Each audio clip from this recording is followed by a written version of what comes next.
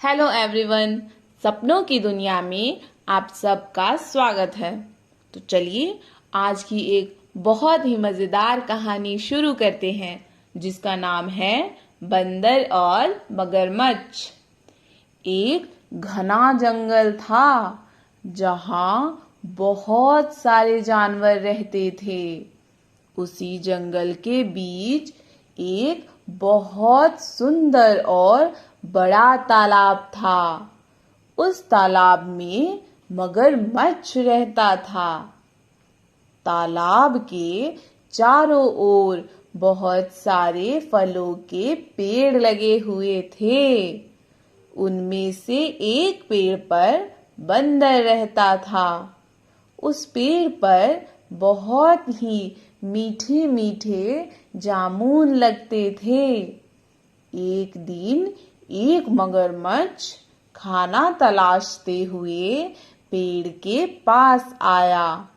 बंदर ने बताया कि यहाँ बहुत ही मीठे जामुन लगते हैं और फिर उसने वो जामुन मगरमच्छ को दिए। जिसके बाद बंदर की मित्रता नदी में रहने वाले मगरमच्छ से हो गई।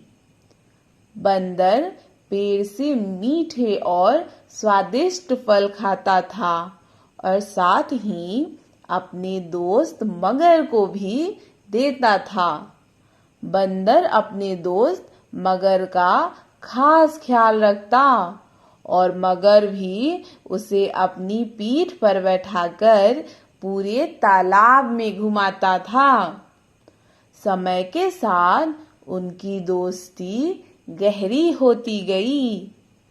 बंदर जो फल मगरमच्छ को देता था, मगरमच्छ उनमें से कुछ फल अपनी पत्नी को भी खिलाता था। दोनों फलों को बड़े ही चाव से खाते थे। एक दिन जामुन खाने के बाद मगर की पत्नी ने कहा कि बंदर तो हमेशा ही मीठे और स्वादिष्ट फल खाता रहता है। जरा सोचो उसका कलेजा कितना स्वादिष्ट और मीठा होगा। वह मगर से जिद करने लगी कि उसे बंदर का कलेजा खाना है। मगर ने उसे बहुत समझाने की कोशिश की, लेकिन उसने नहीं मानी और वो मगर से रूठ गई। तब मगर को न चाहते हुए भी हाँ बोलना पड़ा। उसने कहा कि वो दूसरे दिन बंदर को अपनी गुफा में लेकर आ जाएगा। तब उसका कलेजा निकालकर खा लेना। हर दिन की तरह स्वादिष्ट फलों के साथ बंदर मगर का इंतजार करने लगा। कुछ ही देर बाद मगर भी आ गया। पत्नी की जिद से मजबूर हुए मगरमच्छ ने एक चाल चली और बंदर से कहा कि दोस्त, आज तुम्हारी भाभी तुमसे मिलना चाहती है। चलो, तालाब की दूसरी ओर मेरा घर है। बंदर झट से मान गया और उछलकर मगर की पीठ पर बैठ गया। मगर उसे लेकर अपनी गुफा की ओर बढ़ने लगा।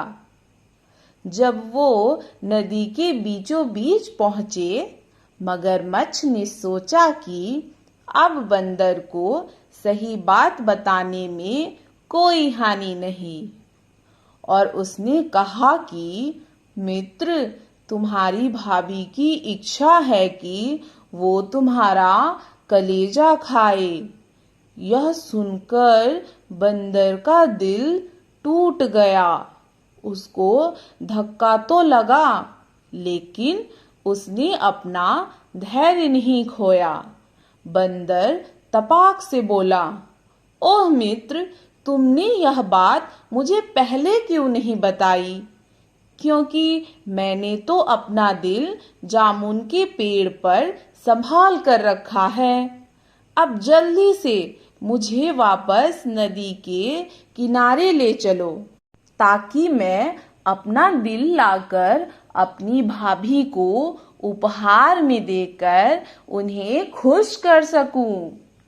मूर्ख मगरमच्छ बंदर को जैसे ही नदी के किनारे लेकर आया, बंदर ने जोर से जामुन के पेड़ पर छलांग लगाई और क्रोध में भरकर बोला, मूर्ख, दिल के बिना भी कोई जिंदा रह सकता है।